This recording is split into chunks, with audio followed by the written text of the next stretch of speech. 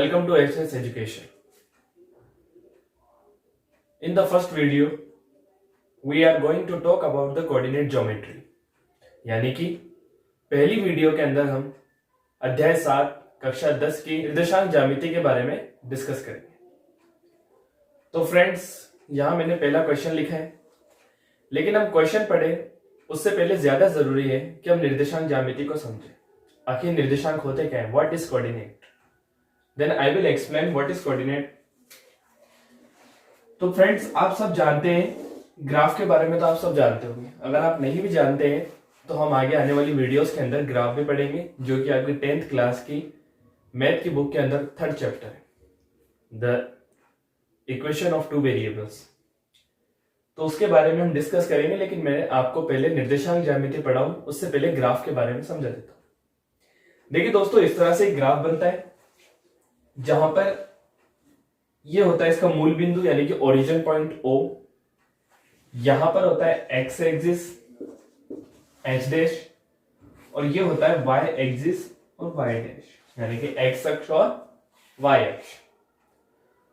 Friends, x अक्ष के ऊपर जितनी भी वैल्यू होती है वो सभी वैल्यू क्या होती है? पॉजिटिव। ऐसे ही वाई के ऊपर जो वैल्यू होती है वो सभी क्या होती है? पॉजिटिव।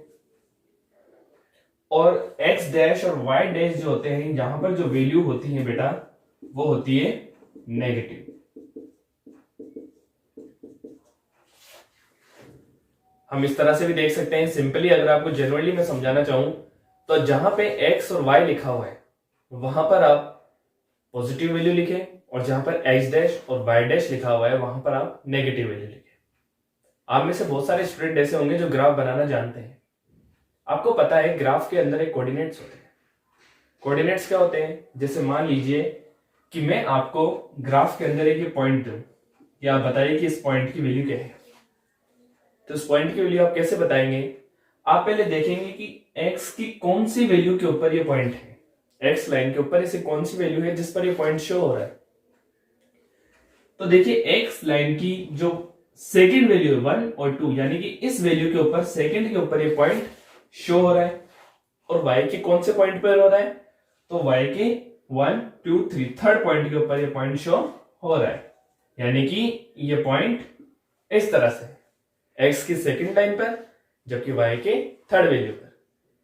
आप सभी को पता है कि x और y, यानी कि हम पहले वैल्यू लिखते हैं x की और फिर लिखते हैं y की। तो इसकी वैल्यू क्या हो जाएगी? देखो, x की कौन सी वैल्यू पर है? 2, और y की कौन सी वैल्यू पर है? 3। तो इसके कोऑर्डिनेट क्या होंगे बेटा? 2 और 3, यानी value of x and y is situated in graph is called the coordinate.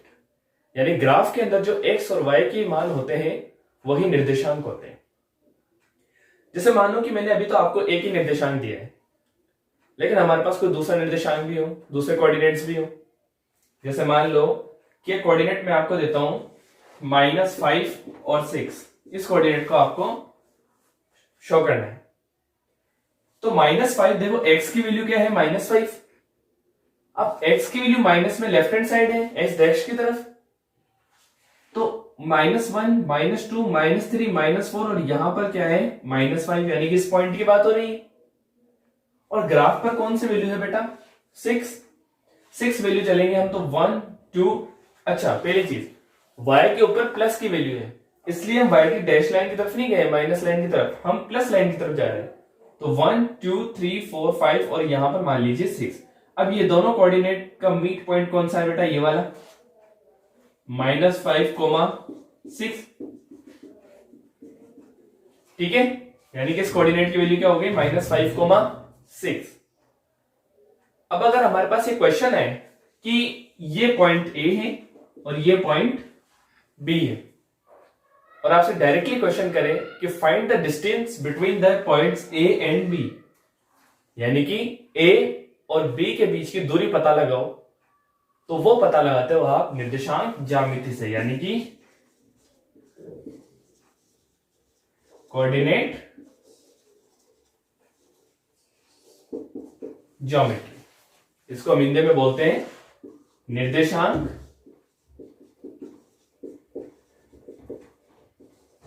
ज्यामिति। ठीक है फ्रेंड्स, तो इसका पहला क्वेश्चन हम सॉल्व करेंगे। तो हमें पॉइंट्स क्या क्या दिए हुए हैं, देखिए मैंने आपको ग्राफ के पॉइंट समझा दिए।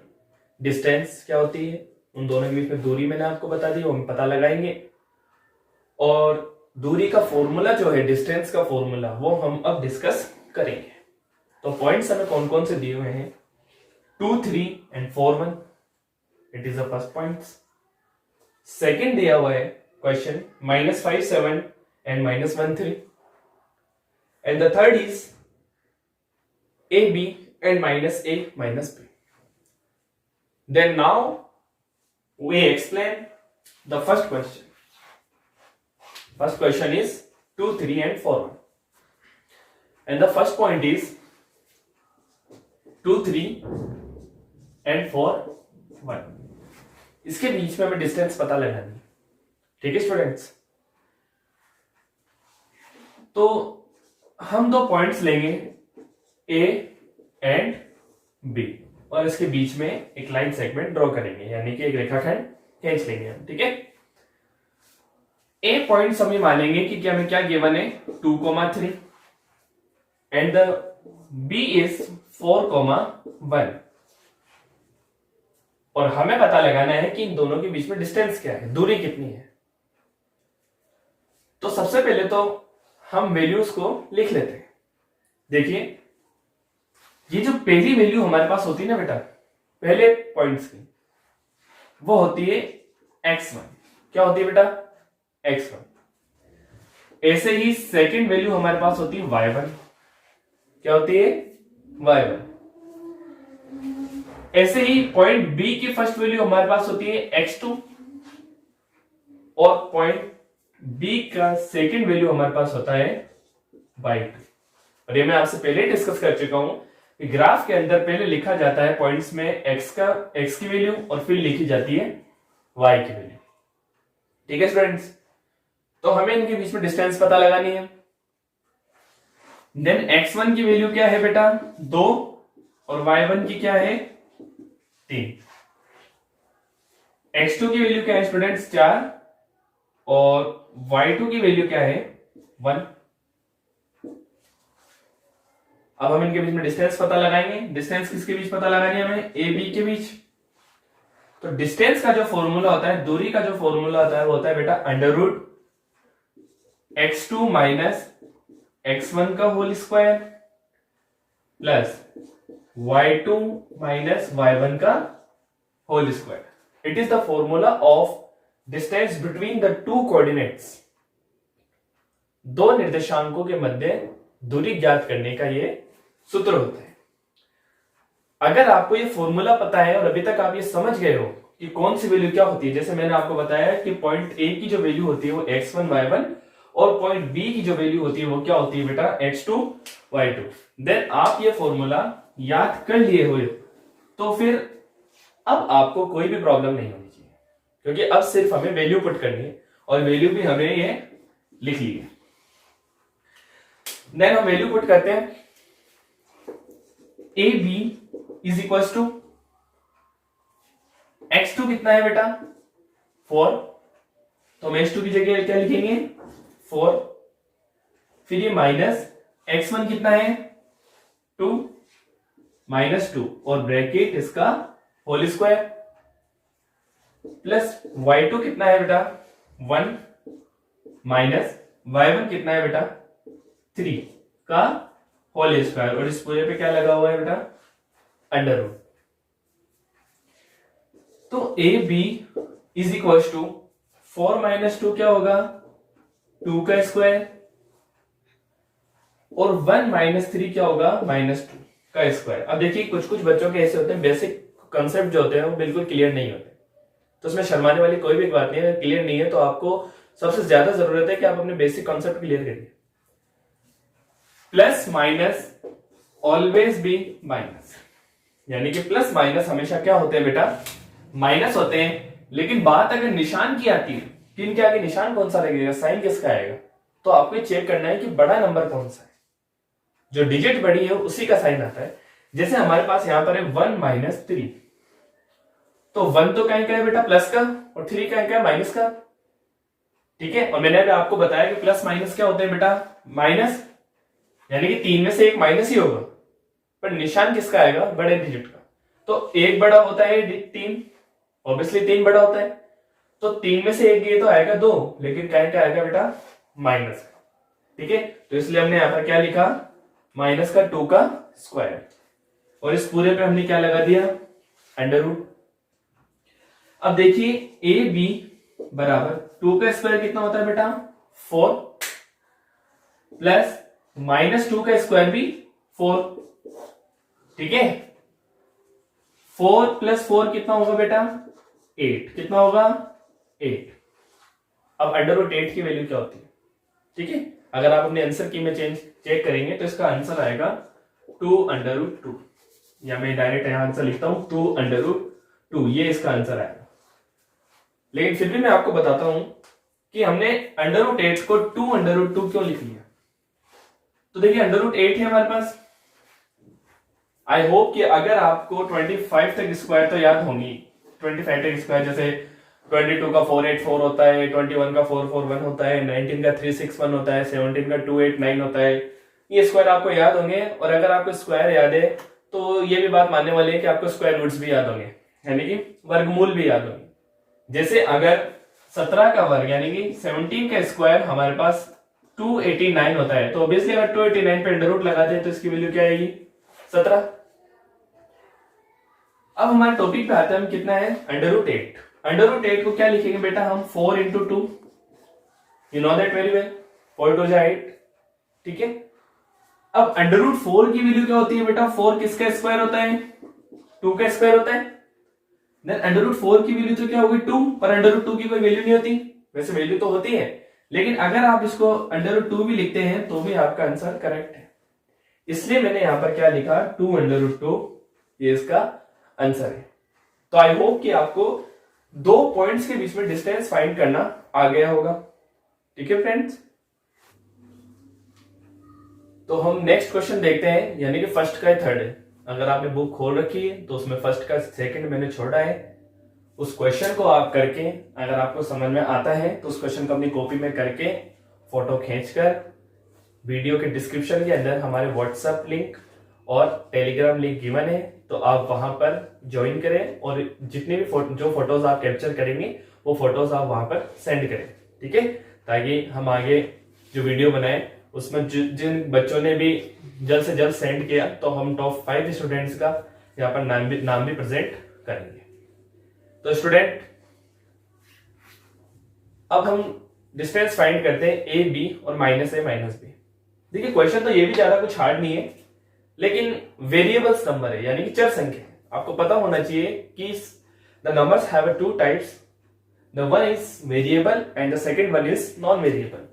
यानी कि पहला प्रकार होता है चर संख्या और दूसरा होता है अचर संख्या। देखिए वेरिएबल नंबर चर संख्या वो होती है जिसमें ए से लेके जेड तक जैसे X Y Z M N O P Q R ये सब कुछ आते हैं, तो वो सब क्या होती है, चर संख्या यानी कि वेरिएबल नंबर। और नॉन वेरिएबल नंबर क्या होती है कि जिसके अंदर 1 2 3 4 5 6 7 8 ये सब क्या होती है, अचर संख्याएं होती है। तो कुछ बच्चे ऐसे होते हैं जो चर संख्याएं देखकर ही घबरा जाते हैं, और जबकि कैलकुलेशन बिल्कुल इजी है। तो मैं ये क्वेश्चन इसलिए लेकर आया हूं ताकि आपको चर संख्याओं से पहले तो डर खत्म हो। तो इनके बीच में डिस्टेंस फाइंड करते हैं। सेम प्रोसेस रहेगा, आपको 2 पॉइंट्स बनाने हैं ए और बी। अच्छा जरूरी नहीं है कि ए और बी बनाओ आप, कहीं आप सोचो कि सर ए बी बना रहे हैं तो मैं भी ए बी बनाऊं। अगर आपका नाम जो भी कुछ हो सुनील कुमार तो एस के बना के लिख लो, उसमें कोई प्रॉब्लम नहीं है। ठीक है, ए और बी लिखना ये क्या है, जैसे मेरी हैबिट में मैं ए बी लिखता हूं, आपकी हैबिट में पी क्यू हो आप पी क्यू लिखिए। ठीक है, तो उसमें कोई प्रॉब्लम नहीं है, बस आपका फॉर्मूला जो कॉन्सेप्ट है वो बिल्कुल क्लियर होनी चाहिए आपके।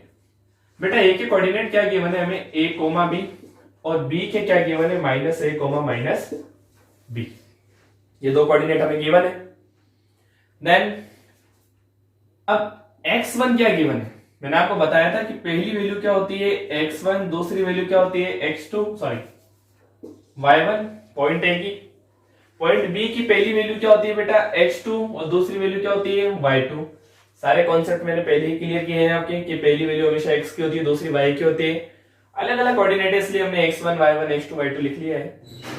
तो x1 की वैल्यू क्या गिवन है बेटा a, ऐसे ही y1 की वैल्यू क्या गिवन है b, x2 की वैल्यू क्या गिवन है बेटा माइनस a, और y2 की वैल्यू क्या गिवन है माइनस b। ठीक है, देन a b के बिटवीन हम डिस्टेंस फाइंड करेंगे, तो x2 माइनस x1 का whole square plus y2 minus y1 का होल स्क्वायर, ये फॉर्मूला होता है। देखो अगर आपको फॉर्मूला नहीं याद है ना तो कोऑर्डिनेट ज्योमेट्री की दुनिया के अंदर आप कुछ भी नहीं कर सकते, तो फॉर्मूला तो आपको याद करना ही है। किसी भी सिचुएशन में आपको वैल्यूज पता होनी चाहिए कौन सी वैल्यू क्या होती है। देखो फ्रेंड्स, x2 कितना गिवन है हमें माइनस है, ये माइनस x1 कितना गिवन है a का होल स्क्वायर, y2 कितना गिवन है हमें माइनस b, माइनस y1 कितना गिवन है b का होल स्क्वायर। अब देखो मैं आपको एक मैथमेटिक्स की दुनिया के अंदर एक नॉर्मल से चीज बताता हूं। जो सबसे ज्यादा गलतियां करवाते हैं ना वो होते हैं प्लस माइनस के साइन। तो आपको पूरा कॉन्सेप्ट क्लियर करना है कि प्लस माइनस के साइन जो साइन है इनमें आपकी गलतियां ना हो, क्योंकि अगर इनमें गलती हो जाती है तो होती छोटी सी गलती है, पर अगर मान लीजिए पहली दूसरी लाइन के अंदर ही अगर आपने प्लस माइनस की गलती कर दी ना तो ये मेरा दावा है आप लास्ट तक आंसर ठीक ही ला सकते हो, चाहे आप कितनी भी लाइन से ऐड करो। तो ये छोटी सी गलतियां होती है, इन्हें आप बिल्कुल ध्यान से देखें। अब देखो यहां भी माइनस ए है और यहां भी माइनस ए है, ठीक है। Minus minus always be plus, minus minus हमेशा क्या होते हैं बेटा प्लस होते हैं, लेकिन जो साइन आता है, साइन मतलब जो निशान लगाया जाता है वो हमेशा किसका लगाया जाता है माइनस का।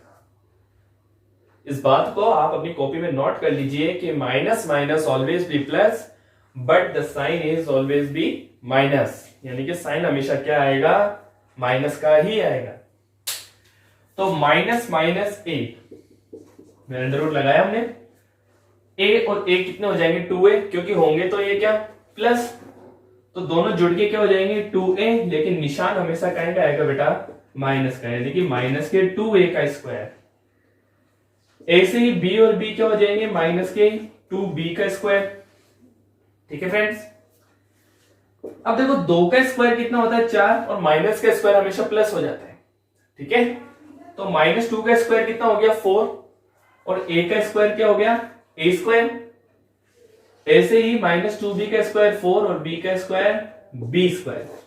अब देखो मैंने आपको भी बोला था माइनस का स्क्वायर हमेशा प्लस हो जाता है, तो कैसे माइनस माइनस जब एड या सब्ट्रैक्ट होते हैं यानी कि जुड़ते और घटते हैं तो ये प्लस होकर और माइनस का साइन लग जाता है, लेकिन अगर दोनों मान लो कि ये मल्टीप्लाई हो जाए यानी कि गुणा कर दें तो गुणा तो हो जाएंगे लेकिन निशान किस में चेंज हो जाएगा प्लस में।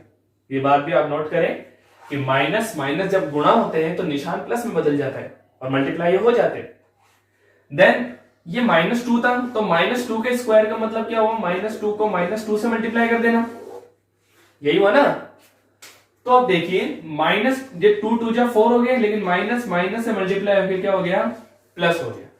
ठीक है फ्रेंड्स, अब देखिए इस इक्वेशन के अंदर हमारे पास क्या कॉमन आ रहा है 4 कॉमन आ रहा है, 4 कॉमन आ रहा है तो a square plus b square अंदर बचेगा बेटा।